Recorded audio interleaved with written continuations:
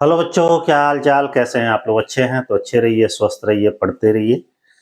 आज हम लोग का बिहार जीविका पोस्ट हम लोग का अकाउंटेंट, ठीक है। मैराथन इस क्लास में अकाउंटिंग का लेक्चर है 2। ध्यान दीजिएगा, लेक्चर 2 का मतलब ये है कि इसके पहले मैंने और भी लेक्चर प्रोवाइड किए हैं, तो ये आपका लास्ट लेक्चर है। मैं चाहूंगा कि इसे भी आप लोग अच्छे से देख लीजिए, सारे लेक्चर्स को अच्छे से सुन के जाइएगा। हो सकता है कि क्वेश्चनों का आप लोग का कुछ हेल्प मिल जाए या उसी पैटर्न पे आए। तो मैं चाहूंगा ये भी कि भाई आप अच्छे से पेपर दें और सफल हों। ठीक है, हम आइए सीधे क्लास स्टार्ट करते हैं, लेकिन वीडियो को कम से कम लाइक कर दीजिए, फ्रेंडों में शेयर कर दीजिए।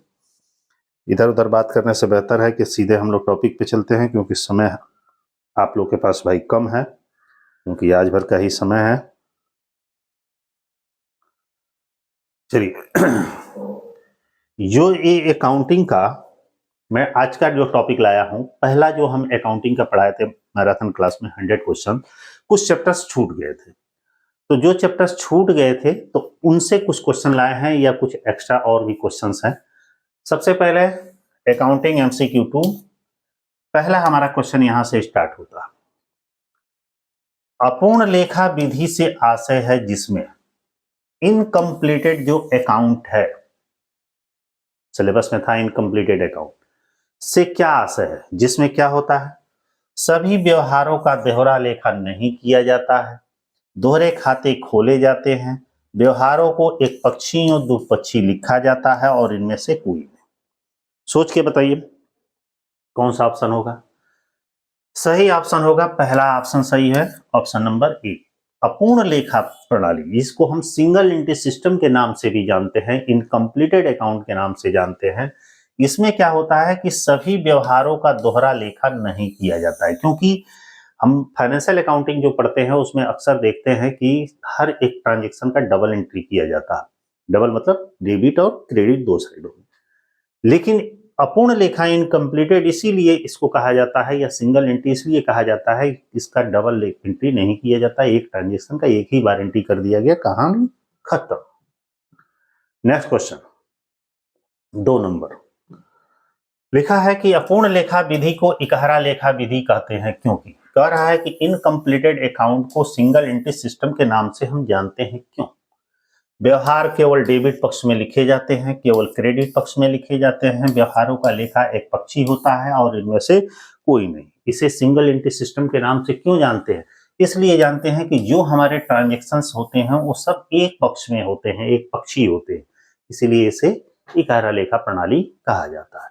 नेक्स्ट क्वेश्चन है कि अपूर्ण लेखा विधि से माने इनकम्प्लीटेड अकाउंट से सही आर्थिक स्थिति की जानकारी नहीं होती है। कह रहा है कि बिजनेस की सही फाइनेंशियल पोजीशन के बारे में जानकारी इनकम्प्लीटेड अकाउंट से नहीं होती है, क्योंकि शुद्ध लाभ ज्ञात नहीं किए जा सकते, अंतिम खाते में समायोजन नहीं किए जा सकते, इसमें सभी प्रकार के व्यवहारों का लेखा नहीं किया जाता है और इनमें से कोई नहीं।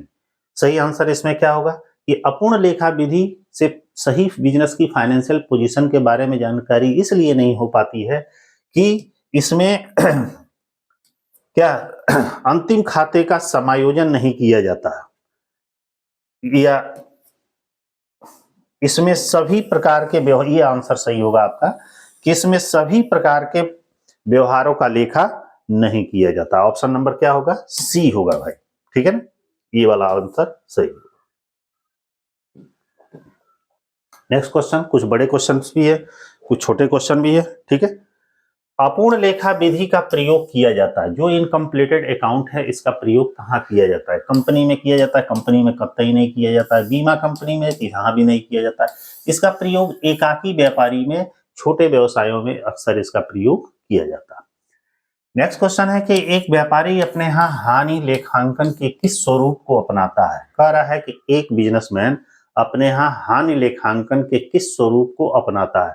लागत लेखांकन, कर लेखांकन, वित्तीय लेखांकन, प्रबंधकीय लेखांकन, बताइए। अब यहाँ पे मिसिंग हुई है, एक व्यापारी अपने यहाँ लाभ, ध्यान दीजिएगा ये छूटा है, लाभ एंड हानि लेखांकन के किस स्वरूप को अपनाता है, माने लाभ हानि की जानकारी के लिए किस पैटर्न को अपनाता है तो वहां फाइनेंशियल अकाउंटिंग को अपनाता है, वित्तीय लेखांकन। ऑप्शन नंबर हो जाएगा सी। अगला क्वेश्चन है 6 नंबर। लिखा है कि बाजार में एक नए उत्पाद को प्रवेश कराने हेतु विज्ञापन पर व्यय किया। कह रहा है कि बाजार में एक नया प्रोडक्ट लॉन्च किया गया, उस लॉन्च करने पर बहुत बड़े लेवल पर एडवर्टाइजमेंट किया गया।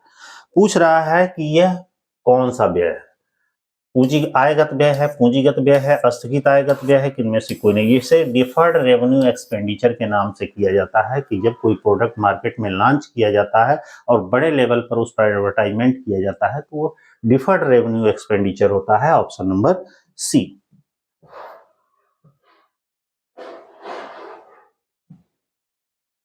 नेक्स्ट क्वेश्चन, समता अंशों निर्गमन पर किया गया व्यय, मतलब हमारा इक्विटी शेयर है, इसको इशू किया गया, इक्विटी शेयर को इशू करने पर जो खर्चा हुआ, पूछ रहा है वो कौन सा एक्सपेंसेस है। आयगत व्यय है, पूंजीगत व्यय है, अस्थगित आयगत व्यय है, किनमें से कोई नहीं। उसे हम कैपिटल एक्सपेंडिचर के नाम से जानते हैं, पूंजीगत व्यय के नाम से। चाहे अंशों के निर्गमन पर किया गया व्यय हो, चाहे ऋण पत्रों के निर्गमन पर किया गया व्यय हो, ये सब दोनों व्यय क्या होते हैं, कैपिटल एक्सपेंडिचर होते हैं। विक्रय हेतु खरीदे गए माल की लागत, मतलब सामान को बेचने के लिए खरीदा गया माल की लागत क्या है। आयगत व्यय है, पूंजीगत व्यय है, अस्थगित आयगत व्यय है, किनमें से कोई नहीं। सोच के बताइए क्या है भाई। माल को बेचने के लिए खरीदा गया कोई सामान, उस पर जो खर्च हुआ वो आपका रेवेन्यू एक्सपेंडिचर है, आयगत व्यय की श्रेणी में आता है। ऑप्शन नंबर हो जाएगा ए। अगला क्वेश्चन है 9 नंबर कि बैंक समाधान विवरण, मतलब बैंक रिकॉन्सिलेशन स्टेटमेंट किसके द्वारा बनाया जाता है। व्यापारी बनाता है, देनदार बनाता है, बैंक बनाता है कि कोई नहीं बनाता है। हमेशा बैंक रिकॉन्सिलेशन कौन बनाता है भाई, बिजनेसमैन बनाता है, क्योंकि बैंक रिकॉन्सिलेशन उसी की जरूरत होती है, क्योंकि उसका जब कैश बुक और पासबुक दोनों मैच नहीं करेगा तो ऐसे सिचुएशन में वो रिकॉन्सिलेशन स्टेटमेंट बनाएगा। ऑप्शन नंबर ई। अंतिम रहतिये का मूल्यांकन किस मूल्य पर किया जाता है, जो हमारा क्लोजिंग स्टॉक है। कह रहा है कि इसका वैल्यूएशन जब किया जाएगा तो पूछ रहा है कि वो किस मूल्य पर वैल्यूएशन किया जाता है। लागत मूल्य पर किया जाएगा, बाजार मूल्य पर किया जाएगा, लागत मूल्य और बाजार मूल्य जो दोनों में कम हो पर किया जाएगा, कि उपरोक्त सभी। तो सही ऑप्शन है सी, लागत मूल्य और बाजार मूल्य जो दोनों में कम हो उस पर हम क्लोजिंग स्टॉक का वैल्यूएशन करते हैं। Option number C. 11 number question दिया है कि दायित्वों तथा संपत्तियों के विवरण को कहते हैं। जो हमारी लायबिलिटीज है और एसेट्स है, इसके स्टेटमेंट को, विवरण को हम किस नाम से जानते हैं। तलपट के नाम से, आर्थिक चिट्ठा के नाम से, व्यापार और लाभांश खाता के नाम से, कि इनमें से कोई नहीं। सोच के बताइए। लायबिलिटीज और एसेट्स के स्टेटमेंट को हम किस नाम से जानते हैं, आर्थिक चिट्ठा, बैलेंस शीट, क्योंकि बैलेंस शीट ही एक ऐसा चीज है जिसमें लायबिलिटीज और एसेट दो साइड होते हैं, उसमें लायबिलिटीज और एसेट्स को ही शो किया जाता है। अगला है कि संपत्तियों का दायित्वों पर आधिक्य कहलाता है। संपत्तियों का दायित्वों पर, मतलब एसेट्स हमारी ज्यादा है और लायबिलिटीज हमारी कम है, तो इस सरप्लस को हम क्या करते हैं, लेनदार, लाभ, पूंजी, इनमें से कोई नहीं। बताइए क्या कहा जाता है, कैपिटल कहते हैं, क्योंकि मान लीजिए कि यदि हमारी एसेट्स ज्यादा है और लायबिलिटीज हमारी कम है तो जो बचेगा वो हमारी कैपिटल होगी। अगला है, एक सेकंड,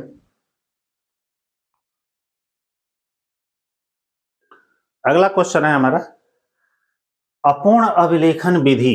अपूर्ण अभिलेखन विधि का मुख्य लेखा पुस्तक है। इनकम्प्लीटेड अकाउंट का मुख्य लेखा पुस्तक, मुख्य हिसाब किताब की पुस्तक पूछ रहा है कौन सा है। रोकड़ बही है, क्रय बही है, विक्रय बही, इनमें से कोई। भाई उसे कैश बुक होता है, क्योंकि इनकम्प्लीटेड अकाउंट में सारे ट्रांजेक्शन जनरली हम किस में लिखते हैं, कैश बुक में लिखते हैं। ऑप्शन नंबर हो जाएगा ए। अगला क्वेश्चन है जब्त शेयरों के फिर से प्रकाशित होने पर जब्त शेयरों के शेष हस्तांतरित किए जाते हैं, माने जो शेयर जब्त कर लिए जाते हैं, फॉरफिटेड कर लिए जाते हैं, ठीक ना। जो शेयर फॉरफिटेड कर लिए जाते हैं उन्हें उसके जो बैलेंस होता है उसको ट्रांसफर किया जाता है कैपिटल रिजर्व अकाउंट में, शेयर कैपिटल अकाउंट में, जनरल रिजर्व अकाउंट में, कि लाभांश अकाउंट में। किस अकाउंट में उसे ट्रांसफर किया जाता है? उसे कैपिटल रिजर्व अकाउंट में ट्रांसफर किया जाता है। ऑप्शन नंबर हो जाएगा ए। एक साथी की मृत्यु मतलब एक पार्टनर की मृत्यु, संयुक्त जीवन बीमा पॉलिसी की राशि किसके पूंजी खाते में जमा की जाती है? मान लीजिए एक पार्टनरशिप कोई फर्म है, उसमें एक पार्टनर की डेथ हो जा रही है, तो इस सिचुएशन पे जो ज्वाइंट लाइफ पॉलिसी होती है वो कह रहा है कि किसके पूंजी खाते में जमा की जाती है। ऑप्शन में दे रहा है केवल मृतक के साथी के खाते में, मृतक पार्टनर के खाते में, मृतक साथी के समय सभी में इसी में होगा, नए लाभ हिस्से के अनुपात के शेष साथियों में, पुराने लाभ हिस्से के अनुपात में शेष साथियों। सही ऑप्शन क्या होगा? जो मर गया है पार्टनर, उसके साथ जितने और पार्टनर्स हैं उनके खाते में ज्वाइंट लाइफ पॉलिसी की अमाउंट ट्रांसफर की जाती है। Option number B. अपूर्ण अभिलेखों से खातों में लाभ निकालते समय अतिरिक्त पूंजी की राशि को घटाते। कह रहा है इनकम्प्लीटेड अकाउंट में लाभ, इनकम्प्लीटेड अकाउंट से लाभ निकालते समय जो एडिशनल हमारी कैपिटल होती है, अतिरिक्त पूंजी होती है, उसको कहां घटाते? अंतिम पूंजी से, प्रारंभिक पूंजी से, ऋण से, इनमें से कोई नहीं। बताइए कहां से घटाते हैं उसे? अंतिम कैपिटल मतलब क्लोजिंग कैपिटल में से घटाते हैं एडिशनल पूंजी को। अपूर्ण अभिलेख से खाते के हिसाब किताब की क्या होती है? देखिए इनकम्प्लीटेड जो अकाउंट है वो हिसाब किताब या खातों की किस तरह की पुस्तक है? सर्वोत्तम प्रणाली है, वैज्ञानिक प्रणाली है, अपूर्ण प्रणाली है, इनमें से कोई नहीं हुआ, इनकम्प्लीट प्रणाली सिस्टम है। ऑप्शन नंबर हो जाएगा सी। अगला क्वेश्चन है 18।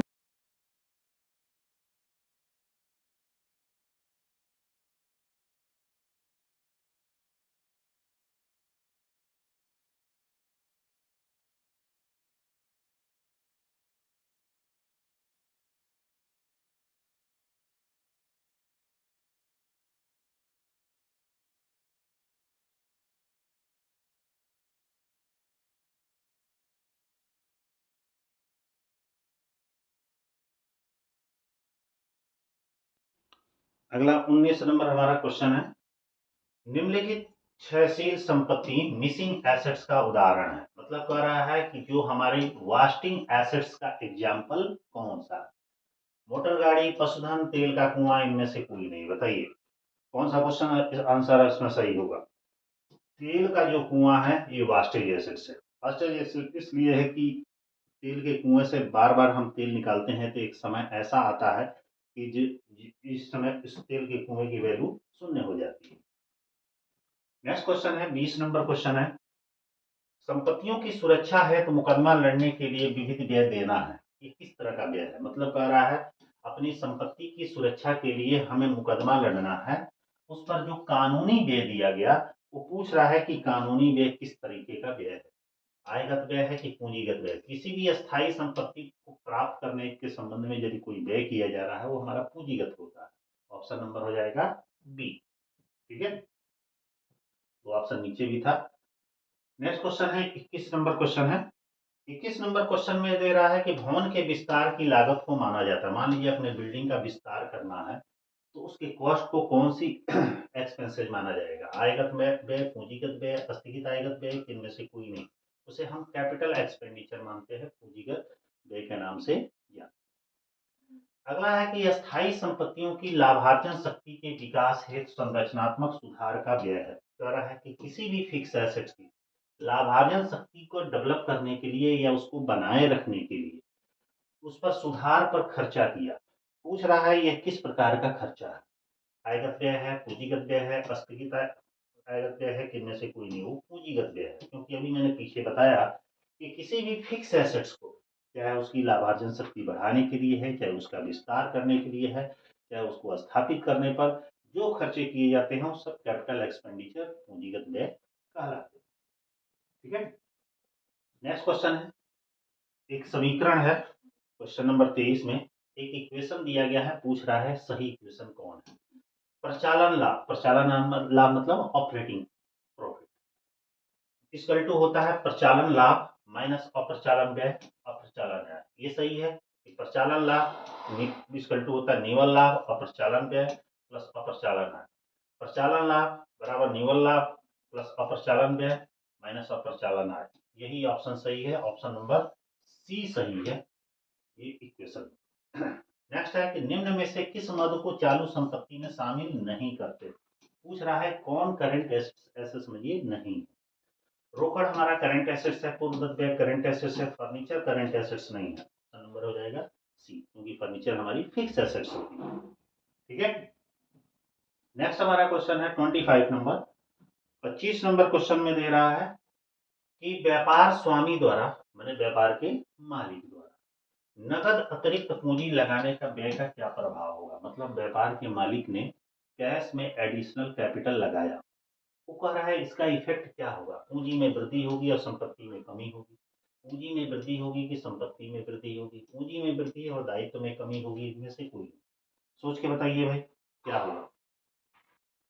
जब व्यापार का स्वामी ने कैश एडिशनल पूंजी लगाया तो ऐसे सिचुएशन में उसकी कैपिटल में भी वृद्धि होगी और उसकी लायबिलिटीज में भी वृद्धि होगी। ऑप्शन नंबर हो जाएगा सी।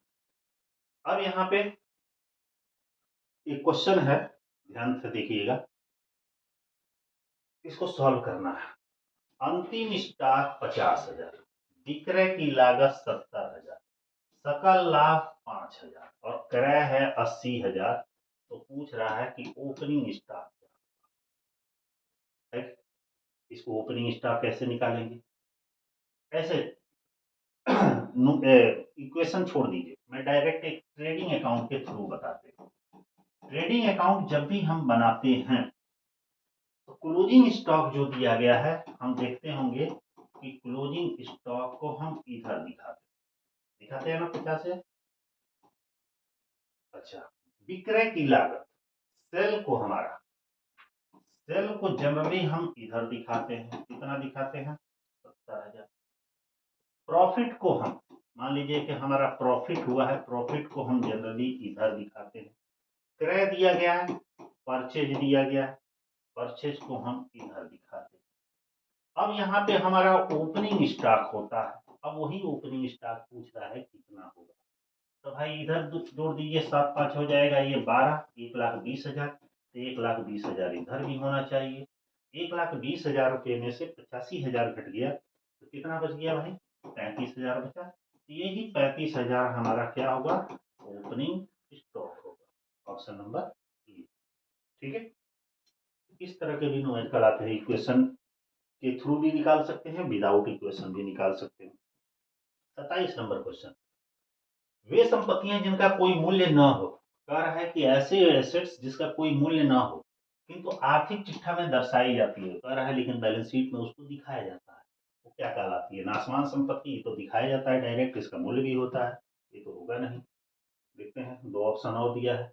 अमूर्त संपत्ति, इसका भी वैल्यू होती है, एसेट्स में दिखाई। कृत्रिम एसेट्स होती है कि जिसका सही में कोई मूल्य नहीं होता है लेकिन बैलेंस शीट में शो की जाती है। ऑप्शन नंबर हो जाएगा सी। अगला क्वेश्चन 28, 28 नंबर क्वेश्चन में दे रहा है कि तलपट में प्रदर्शित उपार्जित ब्याज दिखाया जाता है। मान लीजिए ट्रायल बैलेंस में एक्रूड इंटरेस्ट दिया गया है, तो वो पूछा जा रहा है कि इसे कहाँ दिखाया जाता है। केवल लाभन खाते में, केवल आर्थिक चिट्ठे में, लाभन खाते आर्थिक चिट्ठे दोनों में, इनमें से कोई नहीं। यहाँ पे लिखा है कि ट्रायल बैलेंस में है। ट्रायल बैलेंस में कोई भी चीज होगा तो उसे एक ही जगह दिखाएंगे, दो जगह नहीं। इसलिए इसे डायरेक्ट कहाँ दिखाएंगे, एक्रूड इंटरेस्ट को बैलेंस शीट में हम दिखाएंगे। यदि यही एडजस्टमेंट में होता तो पीएल में भी दिखाते और बैलेंस शीट में भी दिखाते। अदत्त व्ययों का परिणाम होता है। मान लीजिए जो आउटस्टैंडिंग हमारे एक्सपेंसेस है, इसका रिजल्ट क्या होता है। पूंजी में कमी होती है, दायित्व में वृद्धि होती है। पूंजी में वृद्धि होती है, दायित्व में वृद्धि होती है। दायित्व में कमी होती है, पूंजी में कमी होती है। इनमें से कोई नहीं। आउटस्टैंडिंग जो हमारा एक्सपेंसेज होता है, इसका रिजल्ट क्या होता है। आउटस्टैंडिंग एक्सपेंसेज होने से हमारी कैपिटल में कमी हो जाएगी और लायबिलिटीज में हमारी वृद्धि हो जाएगी। ठीक है, क्योंकि ऐसा व्यय जो अभी देना बाकी है उसको अदत्त व्यय या आउटस्टैंडिंग एक्सपेंसेस के नाम से हम जानते हैं। अगला क्वेश्चन, अपूर्ण लेखों में लाभ ज्ञात किया जाता है। जो हमारा इनकम्प्लीटेड अकाउंट है, इसमें हम प्रॉफिट को कैसे ज्ञात करते हैं, इसका एक फार्मूला होता है। वो फार्मूला क्या है? प्रारंभिक पूंजी प्लस आहरण माइनस अंतिम पूंजी गलत है। अंतिम पूंजी माइनस आहरण माइनस प्रारंभिक पूंजी गलत है। अंतिम पूंजी प्लस आहरण माइनस प्रारंभिक पूंजी यही सही है। ठीक है। इसी पर रिलेटेड एक न्यूमेरिकल भी है हमारा, अच्छे से इसको ध्यान दीजिएगा। लिखा है कि अंतिम पूंजी 60,000, प्रारंभिक पूंजी 35,000, आहरण 12,000, मैंने ड्रॉइंग 12। तो हमसे पूछ रहा है शुद्ध लाभ क्या? फार्मूला यही है। तो सबसे पहले हम लिखेंगे क्लोजिंग कैपिटल।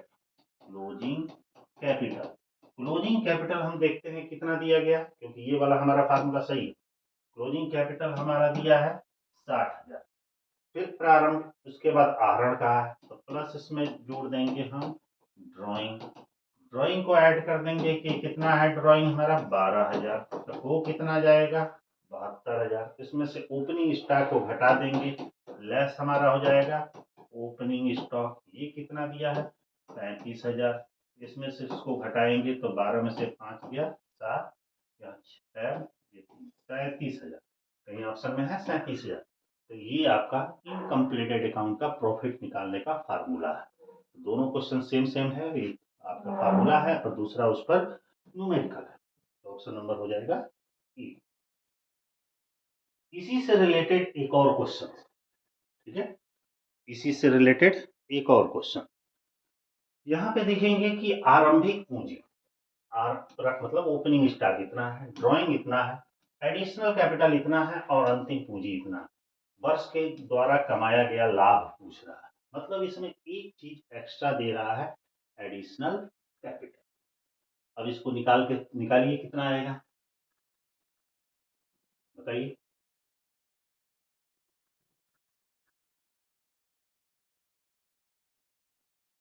कैसे निकाला जाएगा, अभी मैंने बताया है।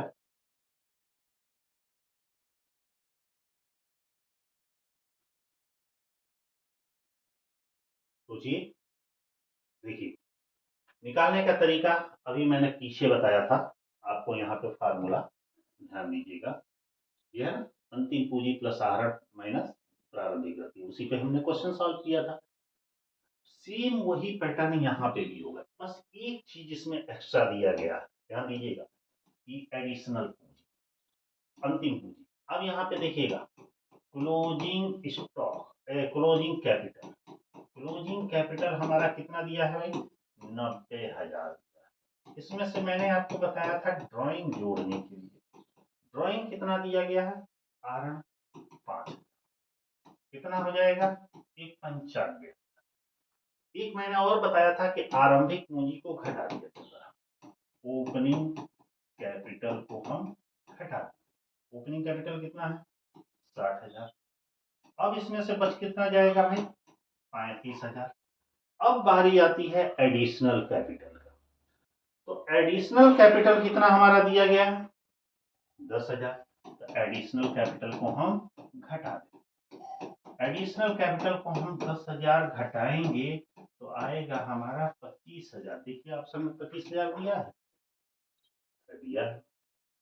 ठीक इसी तरह पूर्वदत्त व्ययों को लाभन खाते में किस प्रकार प्रकट करते हैं, जो हमारे प्रीपेड एक्सपेंसेज है प्रॉफिट एंड लॉस अकाउंट में किस प्रकार शो किया जाता है।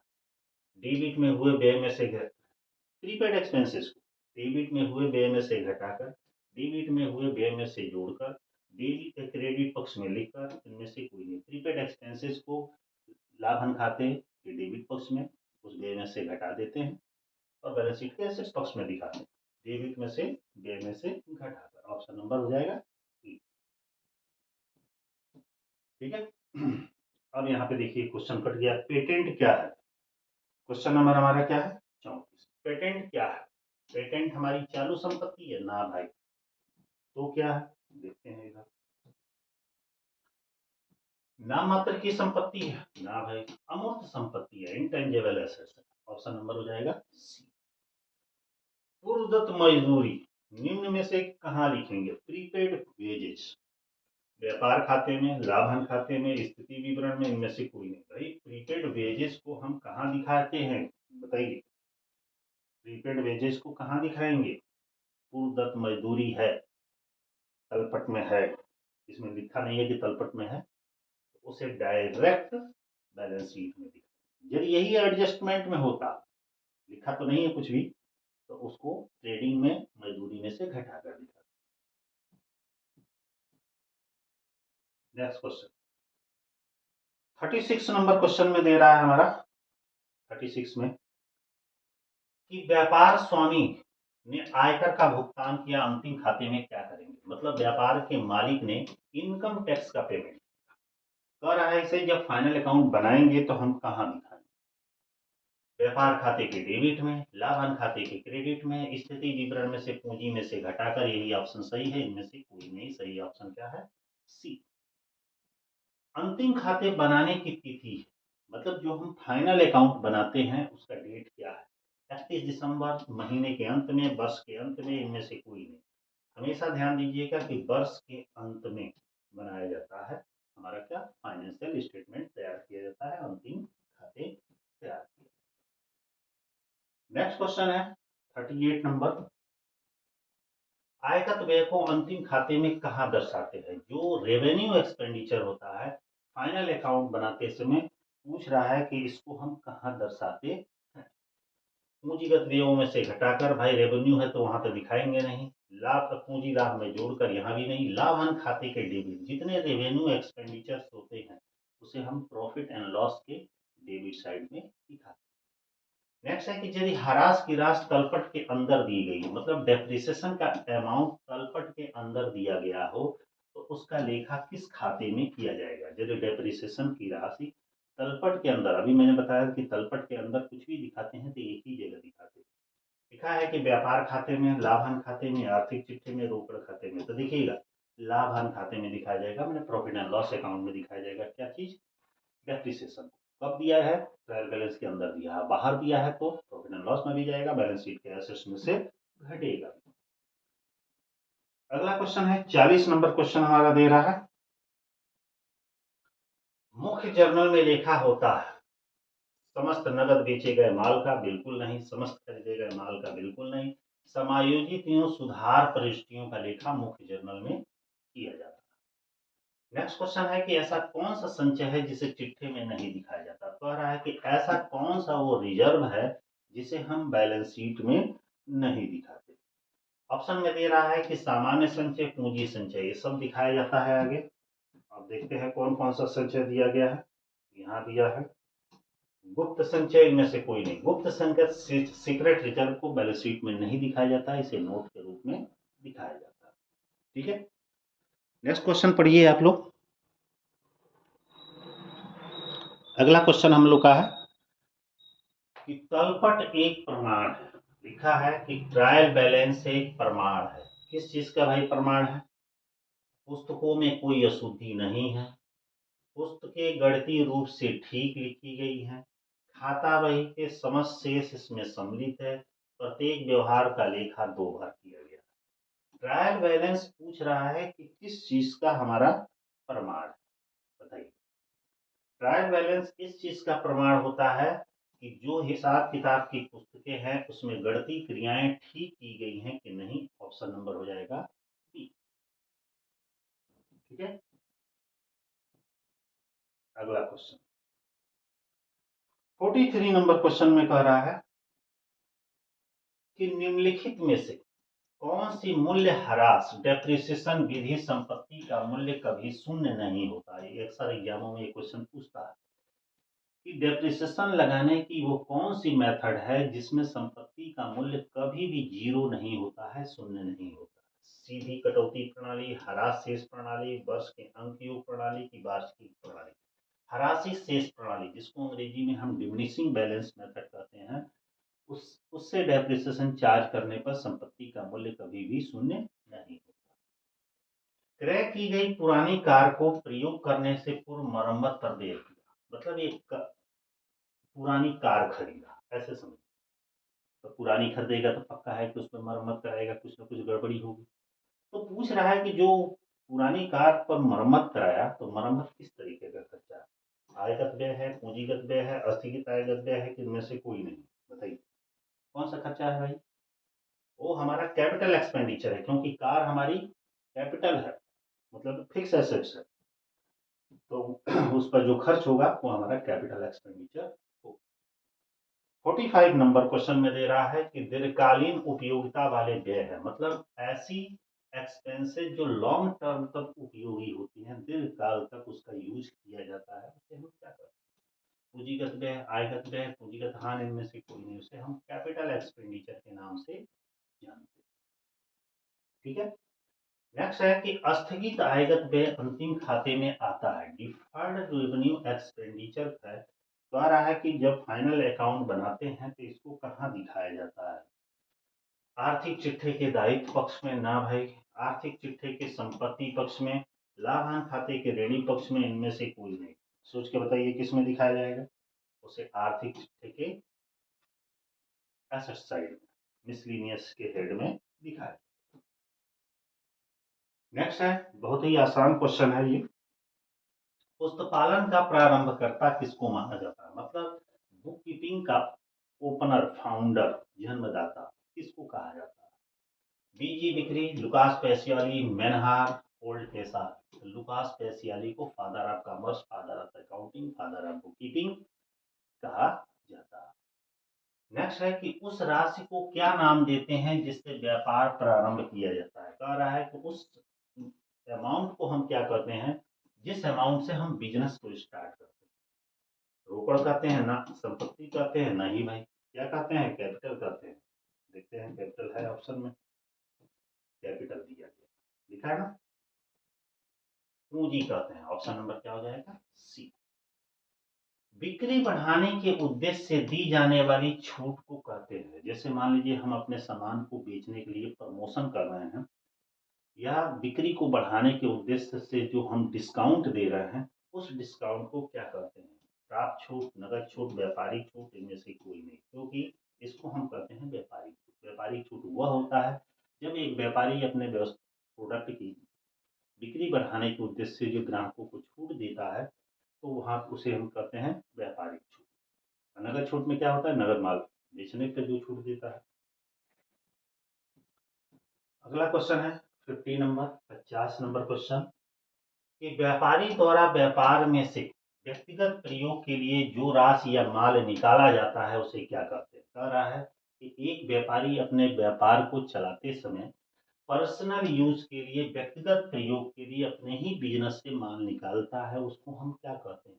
ऋण, पूंजी, आहरण, रोकड़। उसको हम ड्राइंग के नाम से जानते हैं, आहरण के नाम से जानते हैं। 50 क्वेश्चन आप लोगों के कंप्लीट हो गए, अभी 50 और बाकी है। नेक्स्ट है क्वेश्चन कि एक नई मशीनरी के स्थापना पर, संस्थापन पर होने वाले खर्च का विकास किस खाते में करा जाएगा? कह रहा है कि मान लीजिए एक नई मशीनरी खरीदी, मशीन खरीदे या कोई भी चीज करते हैं तो उस पर कुछ और भी एडिशनल खर्चे होते हैं, तो कह रहा है कि उस खर्चे किस खाते में लिखा जाएगा? नगद खाते में, कि लाभांश खाते में, मशीनरी खाते में, कि संस्थापन खाते में? भाई मशीनरी खाते में। यदि मशीन खरीदा है तो मशीन खरीदने पर यदि भी कोई व्यय किया जा रहा है तो उसे मशीन खाते में डेबिट किया जाएगा। ऑप्शन नंबर हो जाएगा सी। ठीक है। अगला क्वेश्चन, एक सेकंड।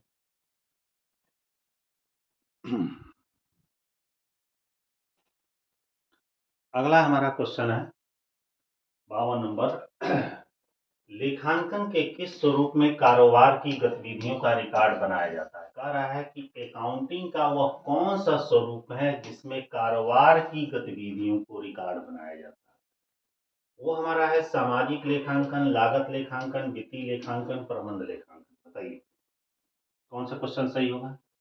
कारोबार की गतिविधियों का मतलब पैसे के हिसाब किताब का नहीं, जो कारोबार या बिजनेस हो रहा है उसकी एक्टिविटी का रिकॉर्ड बनाया जाता है, वो हमारा सामाजिक लेखांकन में किया जाता है। Option number A.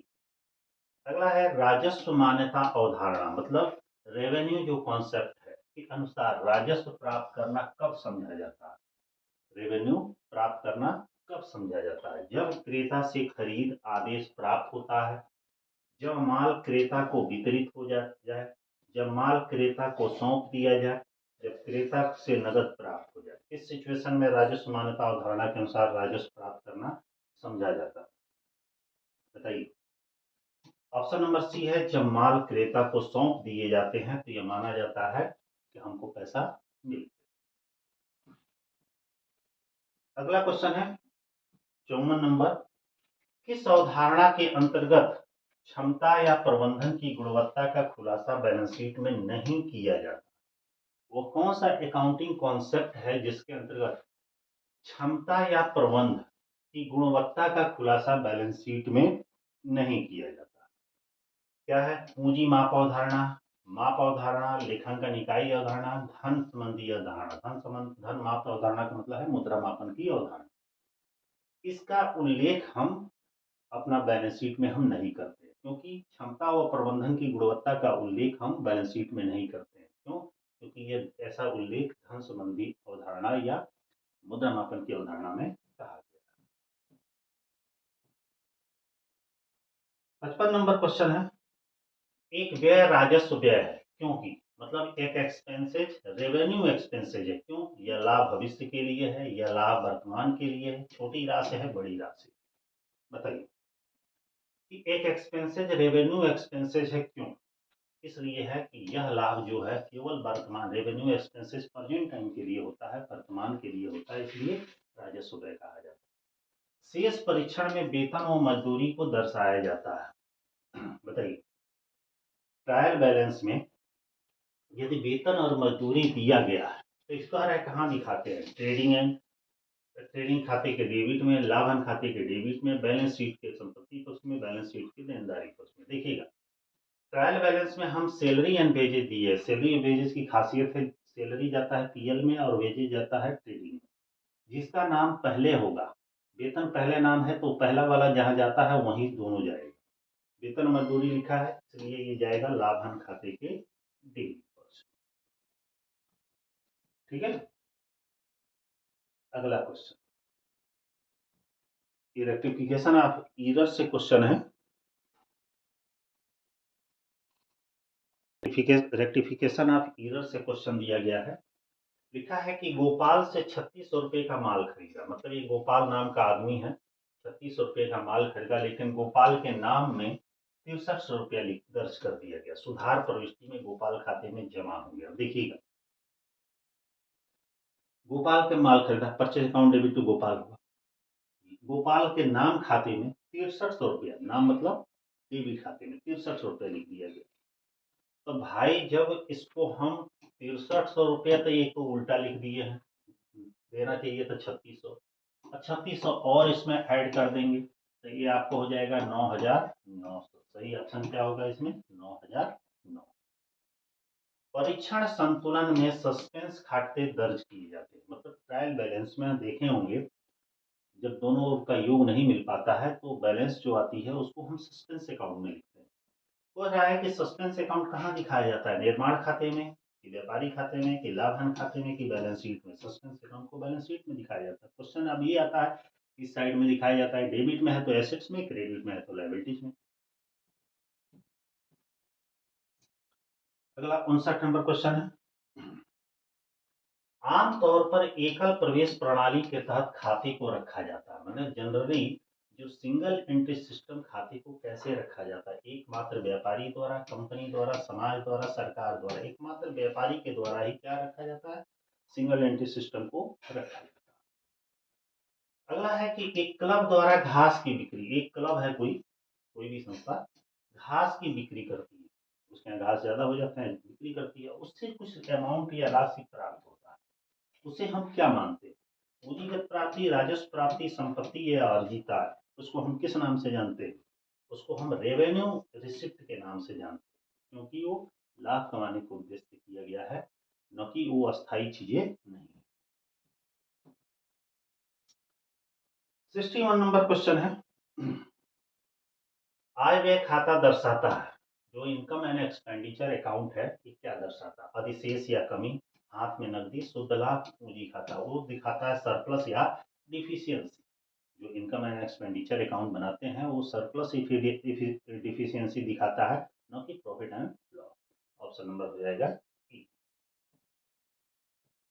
अगला है नेक्स्ट, ऋण पत्र धारक होता है, जो डिवेंचर होल्डर होता है, वो कंपनी का क्या होता है? कंपनी का मालिक होता है, कतई नहीं होता है। कंपनी का ग्राहक होता है, ये भी नहीं होता है। वो कंपनी का ऋणदाता होता है, मतलब ऐसा व्यक्ति होता है जो कंपनी को ऋण देता है। नेक्स्ट है कि सारणी ए, मतलब टेबल ए के अनुसार बकाया काल की राशि पर ब्याज की दर कितनी होती है? बकाया काल मतलब कालशील एरियर।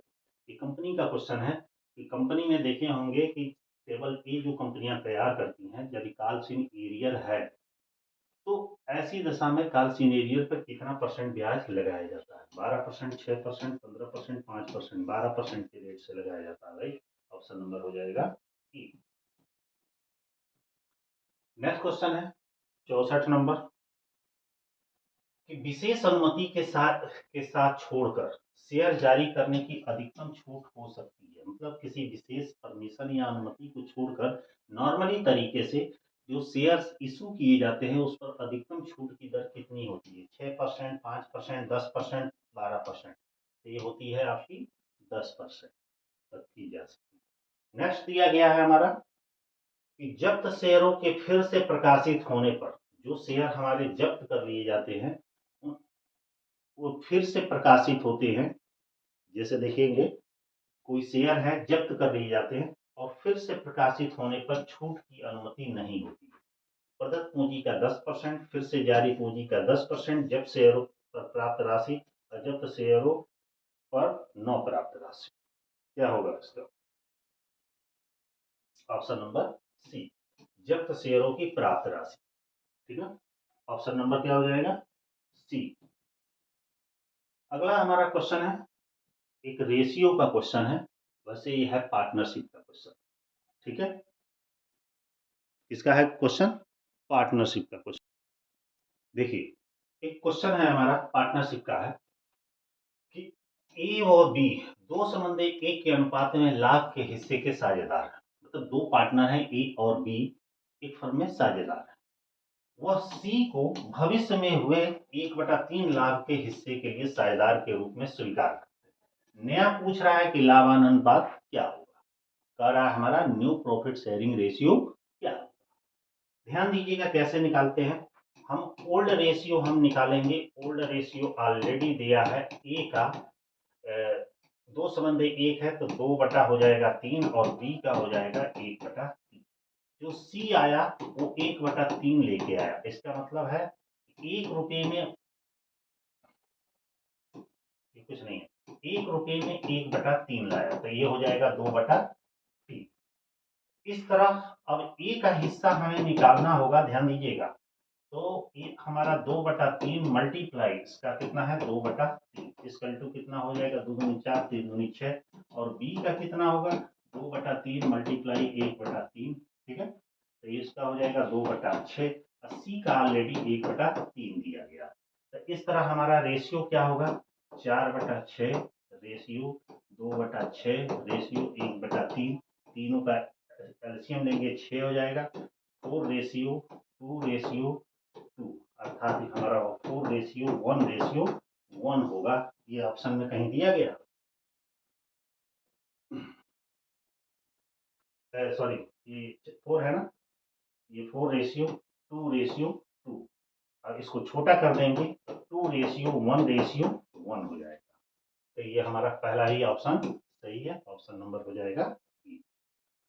नेक्स्ट है कि अगर मैच फंड है तो मैच के खर्चे आय हस्तांतरित हो। कह रहा है कि यदि मैच एक फंड है तो मैच के जो खर्चे होंगे वो इनकम होगी वो कहाँ हस्तांतरित की जाएगी? आय व्यय खाता में, बैलेंस शीट के संपत्ति पक्ष में, बैलेंस शीट के देनदारी पक्ष में, दोनों में कहाँ ट्रांसफर किया जाएगा? बताइए। सही ऑप्शन है बैलेंस शीट के देनदारी पक्ष में, लायबिलिटी पक्ष में ट्रांसफर किया जाएगा। ऑप्शन नंबर हो जाएगा सी।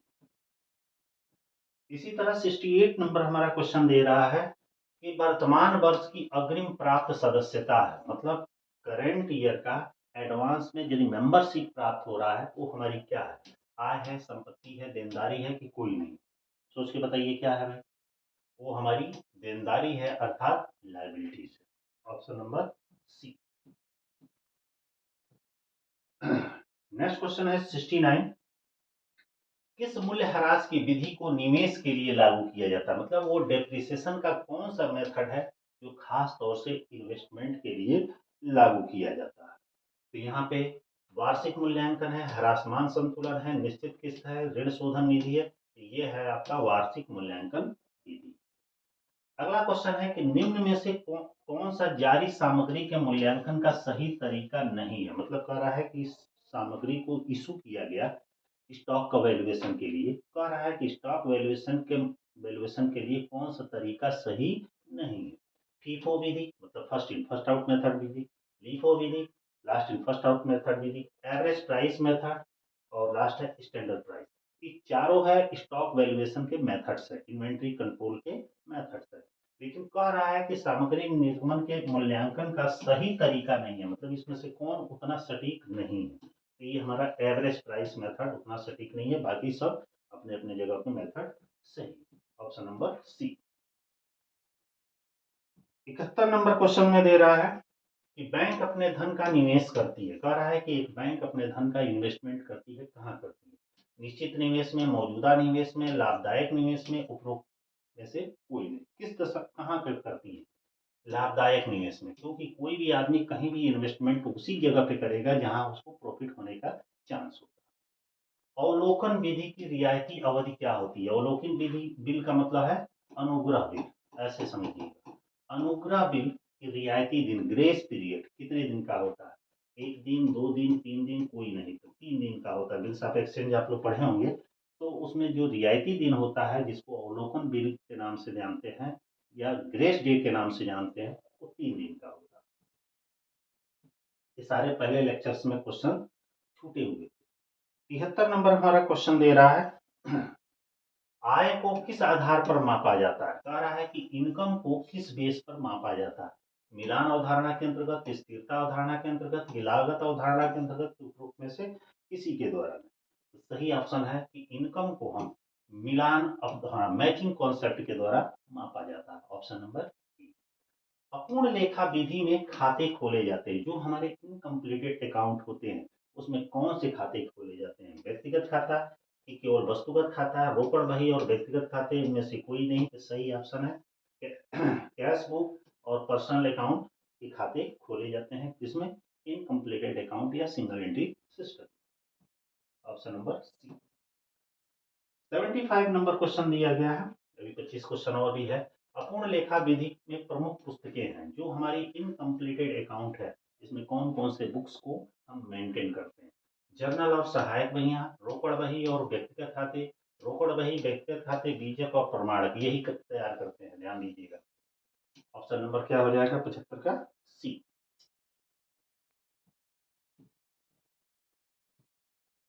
नेक्स्ट क्वेश्चन है 76 नंबर। 76 नंबर क्वेश्चन है कि अपूर्ण लेखा विधि छोटे व्यापारियों या एकाकी व्यापार हेतु उपयुक्त है, क्योंकि कह रहा है जो इनकम्प्लीटेड अकाउंट है, जो इनकम्प्लीटेड अकाउंट है वो छोटे बिजनेसमैन या सोल प्रोप्राइटर बिजनेस वाले हैं उनके लिए बेहतर है। क्यों? इससे शुद्ध लाभ ज्ञात करना संभव है। इस लेखा विधि में केवल अनिवार्य व्यवहार की पुस्तकों या प्रमाण के ही रखे जाते हैं, इसे वैधानिक मान्यता प्राप्त है, इनमें से कोई। सही ऑप्शन क्या दिख रहा है? सही ऑप्शन इसमें सी दिख रहा है, क्योंकि जो इनकम्प्लीटेड अकाउंट होते हैं इस लेखा विधि के अंतर्गत अनिवार्य जो व्यवहार होते हैं, ट्रांजेक्शन होते हैं, पुस्तक होते हैं, वाउचर्स होते हैं, उन्हीं को रखा जाता है, बाकी को नहीं। अगला है परिशोधन को खारिज करने के संदर्भित है। परिशोधन को खारिज करने से संदर्भित है। घट संपत्ति, बर्बाद संपत्ति, अमूर्त संपत्ति, काल्पनिक संपत्ति। बताइए कौन सी संपत्ति इसमें होगी? वो हमारी होता है काल्पनिक संपत्ति, जिसको हम फिक्टिशियस एसेट्स के नाम से जानते हैं। ऑप्शन नंबर डी हो जाएगा। अगला हमारा क्वेश्चन है 78 नंबर, ध्यान दीजिएगा। 78 नंबर क्वेश्चन में कह रहा है प्रतिकूल बैंक बैलेंस का मतलब क्या है? मतलब एक ऐसा बैंक बैलेंस जो अनुकूल ना हो, मतलब अनफेवरेबल हो, प्रतिकूल हो। कैश बुक का वो क्रेडिट बैलेंस कहलाता है कि पासबुक का क्रेडिट बैलेंस कहलाता है कि कैश बुक का डेबिट बैलेंस की कैश बुक का अनुकूल बैलेंस, किस नाम से जाना जाता है? सही ऑप्शन है कैश बुक का क्रेडिट बैलेंस को प्रतिकूल बैलेंस ऑफ बैंक कहा जाता है। अगला हमारा क्वेश्चन है, ध्यान दीजिएगा। बही खाता के संस्थापक, मैंने बुक अकाउंटिंग के संस्थापक जो लुकस पेसियाली थे उनके द्वारा प्रकाशित बही खाता की पहली पुस्तक का नाम क्या था? मतलब जो लुकस पेसियाली, जिसे father of commerce, accounting, book keeping कहा जाता है या डबल एंट्री सिस्टम कहा जाता है, उनके द्वारा प्रकाशित पहली पुस्तक का क्या नाम था? मनु संहिता? बिल्कुल नहीं। दी कंप्यूटरी स्क्रिप्चरिस यही था। चार्टर था नहीं, इनमें से कोई नहीं। ऑप्शन नंबर इसका क्या हो जाएगा? बी। ये उनकी पहली पुस्तक। अगला हमारा क्वेश्चन है, नेक्स्ट है 80 नंबर क्वेश्चन देखते हैं। यदि परिपक्वता की नियत तारीख से पहले कोई बिल स्वीकार करने के उपरांत भुगतान कर दिया जाता है तो भुगतान की गई राशि तथा बिल की राशि के बीच का अंतराल क्या कहलाता है? परिपक्वता माने मैच्योरिटी की नियत तारीख से पहले कोई बिल स्वीकार कर लिया गया और भुगतान कर दिया गया तो भुगतान की गई राशि तथा बिल की राशि के बीच में डिफरेंस आ जाता है। उस डिफरेंस को हम किस नाम से जानते हैं? ब्याज, छूट, रिबेट, कमीशन। उसको हम रिबेट के नाम से जानते हैं।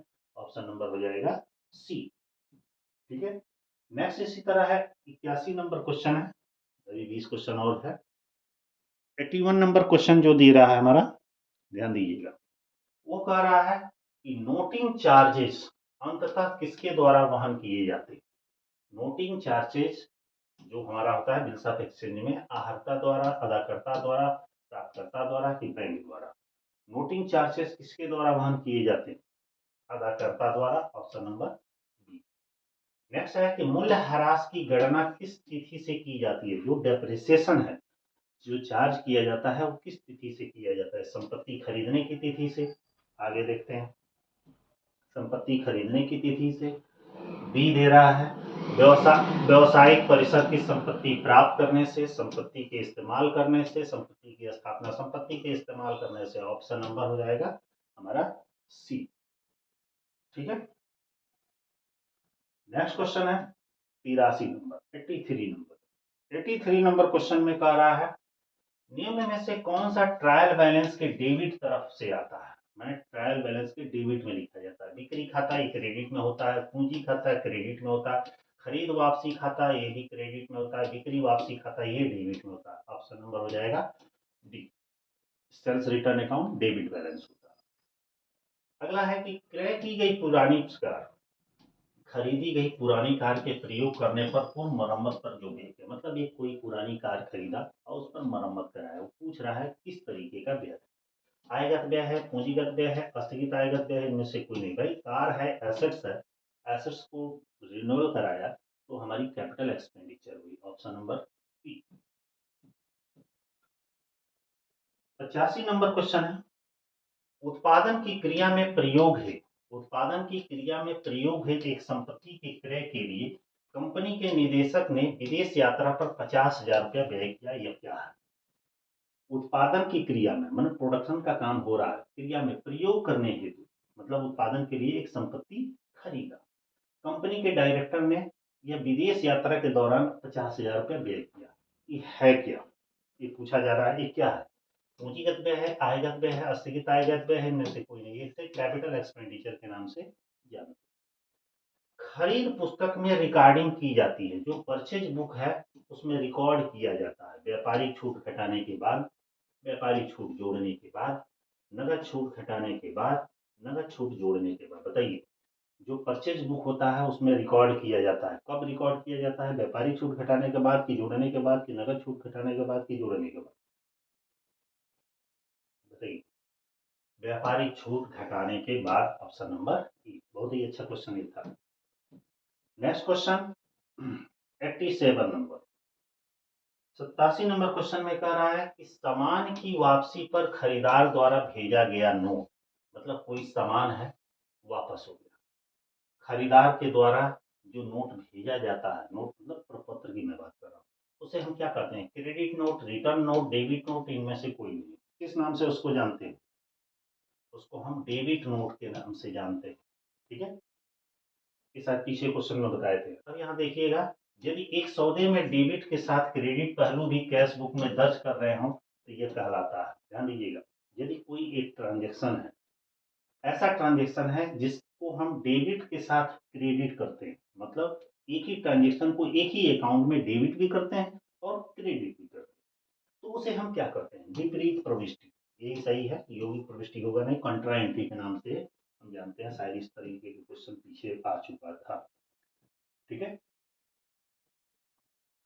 89 नंबर क्वेश्चन। व्यापार को चलाने के दिन प्रतिदिन के व्यय होते हैं, मतलब बिजनेस को हम चला रहे हैं, चलाने के दौरान डेली बाई डेली कुछ हमारे खर्चे होते हैं, उन खर्चों को क्या कहते हैं? आयगत व्यय, पूंजीगत व्यय, स्थगित आयगत व्यय, इनमें से कोई नहीं। बहुत ही सिंपल क्वेश्चन है, बताइए। उसको हम रेवेन्यू एक्सपेंडिचर, आयगत व्यय के नाम से हम जानते हैं। ठीक है, 90 नंबर क्वेश्चन है कि एक नई कंपनी के निर्माण पर किया गया है। मान लीजिए कि एक नई कंपनी है, बन रही है, निर्माण हो रही है, तो निर्माण करने पर भाई कुछ खर्चे होंगे। तो ये पूछा जा रहा है कि ये किस प्रकार के खर्चे, आयगत व्यय है कि पूंजीगत व्यय है कि स्थगित आयगत व्यय है कि इनमें से कोई नहीं है? बताइए, ये किस प्रकार के व्यय है? जो ये कोई भी कंपनी की स्टेब्लिश किया जा रहा है इसलिए कि वो लॉन्ग ड्यूरेशन तक रहे, तो उस पर किया गया जो व्यय होता है वो हमारा कैपिटल एक्सपेंडिचर होता है। अब आगे के कुछ क्वेश्चंस आपके बैंक रिकॉन्सिलेशन से रिलेटेड मिलेंगे, ठीक ना। 8-10 क्वेश्चन आपके बैंक रिकॉन्सिलेशन से रिलेटेड मिलेंगे, क्योंकि वही एक टॉपिक छूटा था, बाकी लगभग लगभग तो कंप्लीट ही हो गया है। ठीक है, देखते हैं बैंक रिकॉन्सिलेशन का क्वेश्चन, 91 नंबर क्वेश्चन। ठीक है, 91 नंबर क्वेश्चन में कह रहा है कि बैंक समाधान विवरण क्यों बनाया जाता है। सबसे पहला क्वेश्चन है कि बैंक रिकॉन्सिलेशन स्टेटमेंट क्यों बनाया जाता है। देखते हैं क्या ऑप्शन है। रोकड़ पुस्तक के शेष जानने के लिए, रोकड़ पुस्तक और बैंक पासबुक के शेष का मिलान करने के लिए, यही सही है। बैंक एडविकर्स की राशि जानने के लिए, इनमें से कोई नहीं। जो बैंक रिकॉन्सिलेशन इसीलिए बनाया जाता है, जो हमारी कैश बुक है और बैंक का पासबुक है, इसके दोनों में डिफरेंस आ जाता है, उसके मैचिंग करने के लिए, मिलान करने के लिए रिकॉन्सिलेशन स्टेटमेंट बनाते हैं।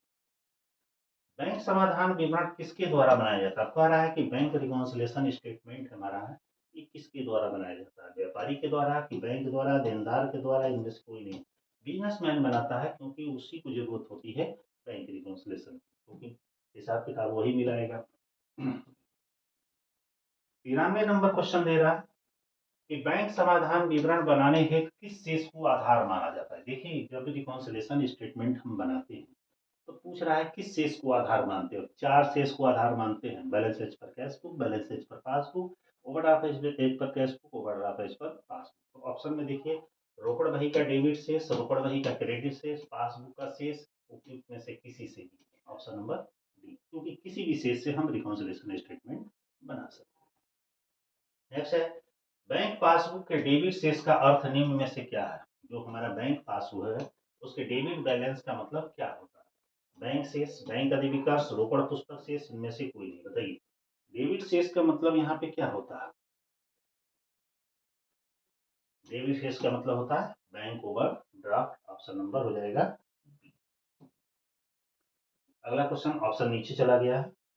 बैंक पासबुक के क्रेडिट शेष का क्या अर्थ है? बैंक के पासबुक का जो क्रेडिट बैलेंस होता है, इसके क्या अर्थ है? बैंक पासबुक का क्रेडिट बैलेंस देखते हैं ऑप्शन में क्या दिया है। क्रेडिट बैलेंस का मतलब पासबुक का अधिविकास, रोकड़ पुस्तक, बैंक में जमा, इनमें से कोई नहीं। बताइए कौन सा होगा?